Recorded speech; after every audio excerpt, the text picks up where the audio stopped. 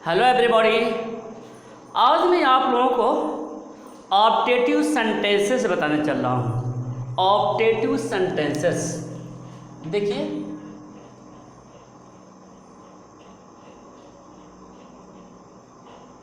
Optative sentences. Optative sentences को कहते हैं इच्छा सूचक वाक्य। ठीक है,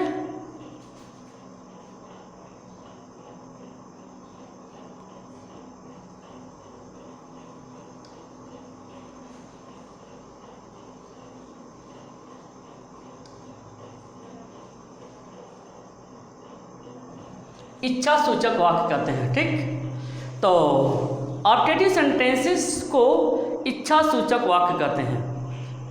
तो आपको जो है ऑप्टेटिव सेंटेंस की हिंदी मीनिंग से ही बात समझ में आ गई होगी कि ऑप्टेटिव सेंटेंस किसे कहते हैं, इच्छा सूचक वाक्य किसे कहते हैं। यानी ऐसे सेंटेंस जिससे व्यक्ति अपनी इच्छाओं को व्यक्त करे, ऐसे सेंटेंसेस को हम ऑप्टेटिव सेंटेंसेस कहेंगे शॉर्ट में। क्लियर? अपनी इच्छा को व्यक्त करेगा। इच्छा के रूप में क्या हो सकता है? आशीर्वाद हो सकता है, अभिशाप हो सकता है, शुभकामनाएं हो सकती हैं, प्रार्थना हो सकता है, कोई अपूर्ण इच्छा हो सकती है, इस तरह। ठीक है, तो जिस वाक्य से इस तरह के भाव स्पष्ट होंगे, ऐसे वाक्यों को हम इंपरेटिव सेंटेंस कहेंगे। क्लियर? फिर से देख लेते हैं। ऑप्टेटिव सेंटेंस प्रायः इच्छा, आशीर्वाद, अभिशाप, शुभकामनाएं, प्रार्थना, बधाई, अपूर्ण इच्छाएं आदि भावनाओं को व्यक्त करते हैं। क्लियर? तो ऑप्टेटिव सेंटेंस किसे कहते हैं, यह आपके समझ में आ गया। क्लियर? चलिए कुछ और कंडीशंस बताते हैं। कंडीशंस यह है कि इस प्रकार के वाक्यों के अंत में मार्क ऑफ एक्सक्लेमेशन लगाया जाता है। क्लियर? इस प्रकार के वाक्यों के अंत में मार्क ऑफ एक्सक्लेमेशन लगाया जाता है, पहला कंडीशन। दूसरा कंडीशन, यदि सब्जेक्ट के रूप में ईश्वर का प्रयोग किया गया है तो आप गॉड शब्द का प्रयोग कर भी सकते हैं और नहीं भी कर सकते हैं। क्लियर? दूसरी बात। तीसरी बात यह है, काश या कितना सुंदर होता के अनुवाद में प्रायः वुड दैट का प्रयोग करते हैं। ठीक है, काश या कितना अच्छा होता के लिए इंग्लिश में प्रायः वुड दैट का प्रयोग किया जाता है। क्लियर? नेक्स्ट बात यह है कि इस प्रकार के वाक्य प्रायः में से आरंभ किए जाते हैं। MAY में से आरंभ किए जाते हैं। तो इस तरह से यह छोटा सा सेंटेंस है, छोटा सा यह रूल है, फिर भी यह बहुत ही इम्पोर्टेंट है। इसका प्रयोग जो है नरेशन में किया जाता है और भी वाक्यों में होता है। तो इसलिए हमें ऑप्टेटिव सेंटेंस को जानना आवश्यक है। ठीक, तो ऑप्टेटिव सेंटेंस किसे कहते हैं मैंने आपको बता दिया। ऑप्टेटिव सेंटेंस के कुछ कंडीशंस बता दिया कि ऐसे वाक्यों के अंत में प्रायः मार्क ऑफ एक्सक्लेमेशन लगता है। फिर हमने बताया यदि ईश्वर शब्द हिंदी में लिखा गया है तो आप गॉड शब्द लिख भी सकते हैं और नहीं भी लिख सकते हैं। क्लियर? यदि काश कितना अच्छा होता का हिंदी में प्रयोग है तो अनुवाद करते समय वुड दैट का प्रयोग करेंगे। नेक्स्ट कंडीशन यह है कि इस प्रकार के वाक्य यानी ऑप्टेटिव सेंटेंसेस प्रायः में से आरंभ होते हैं। क्लियर? चलिए हम कुछ सेंटेंसेस के माध्यम से हम बताने का प्रयास करते हैं। जैसे मान लीजिए आप कहते हैं भगवान तुम्हें चिरायु करे, यानी भगवान करे तुम्हारी लंबी आयु हो। ठीक है, देखिए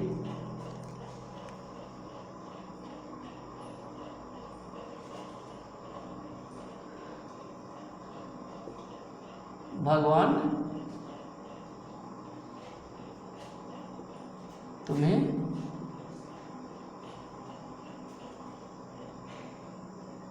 चिरायु करे। ठीक है,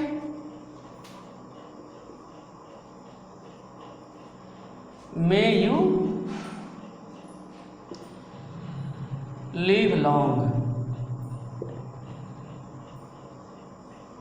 भगवान तुम्हें चिरायु करे, मे यू लिव लॉन्ग, तुम्हारी आयु लंबी हो।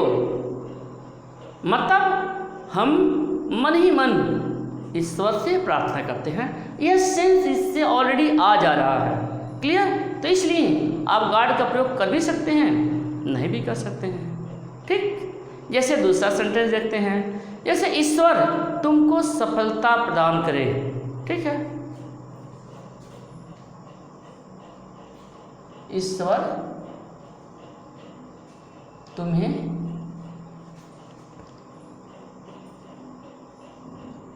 सफलता प्रदान करे। बन जाएगा।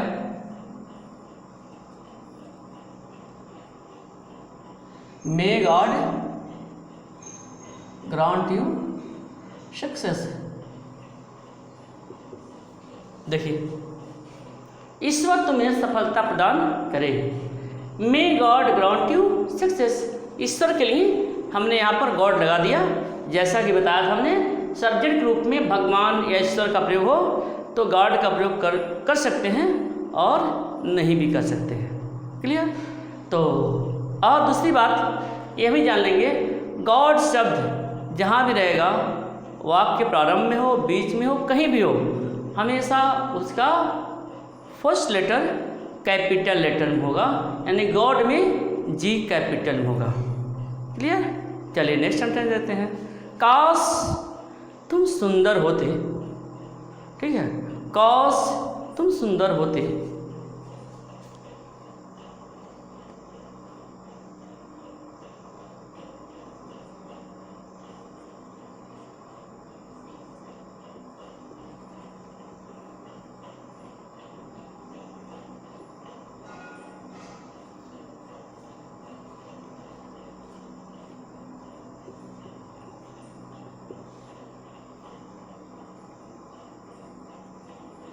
Would that you were beautiful।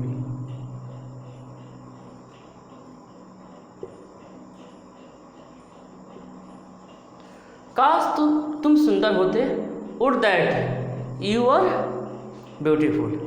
Clear? Next, ईश्वर करे आप उत्तीर्ण हो जाएं। ठीक है, ईश्वर करे आप उत्तीर्ण हो जाएं। देखिए,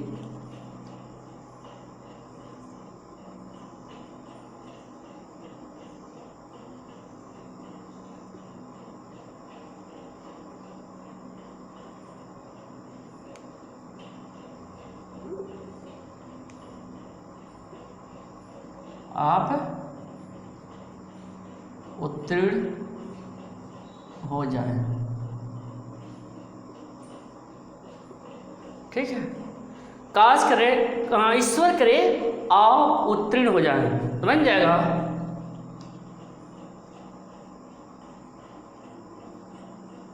मे यू पास। बन गया। तो इस तरह से जो है आप ऑब्जेक्टिव सेंटेंसेस बनाएंगे। देखिए, यहाँ पे मे लगा हुआ है, प्रायः ऐसे वाक्य मे से शुरू होते हैं या वुड दैट से शुरू होते हैं। क्लियर? चलिए कुछ और सेंटेंस देख लेते हैं। जैसे ईश्वर उसकी आत्मा को शांति दे। ठीक है, नेक्स्ट सेंटेंस देखते हैं।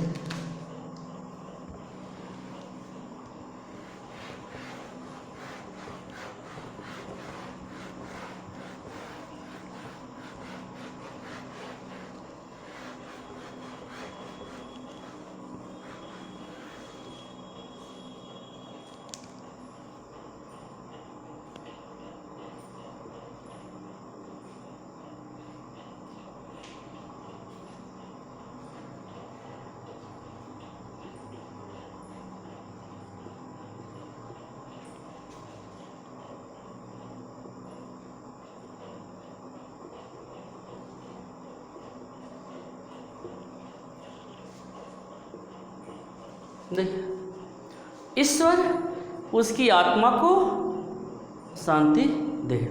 ठीक है, बन जाएगा। May her soul rest in piece.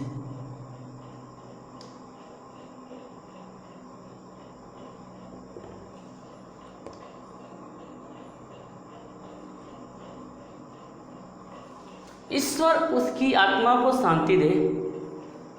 May her soul rest in peace. ठीक है, may her soul rest in peace. Next देखते हैं, जैसे आप जीवन में फले फूले। ठीक है, आप जीवन में फले फूले।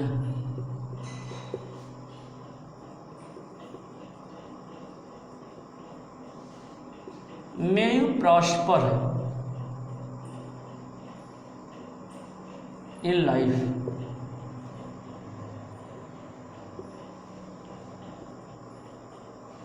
May you prosper in life. Prosper means फले फूले। आप जीवन में फले फूले। May you prosper in life, या तुम सदा सुखी रहो।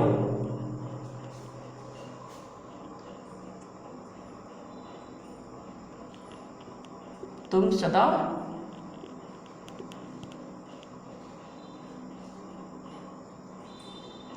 सुखी रहो।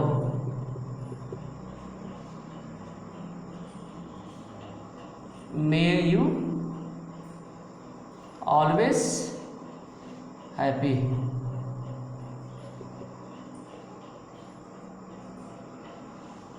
तुम सदा सुखी रहो।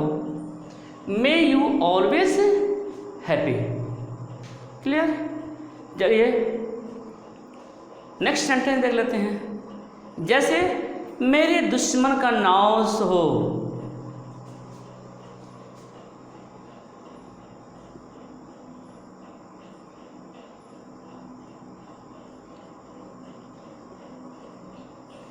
नाश हो।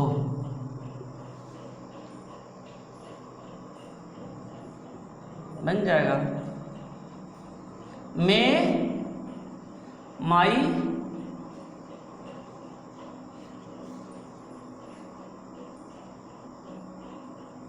Enemy. May my enemy be ruined.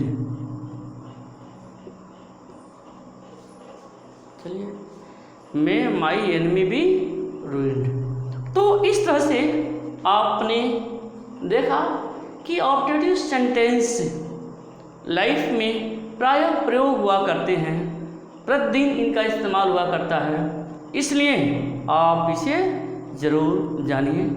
जैसे ईश्वर उसकी आत्मा को शांति दे। May her soul rest in piece.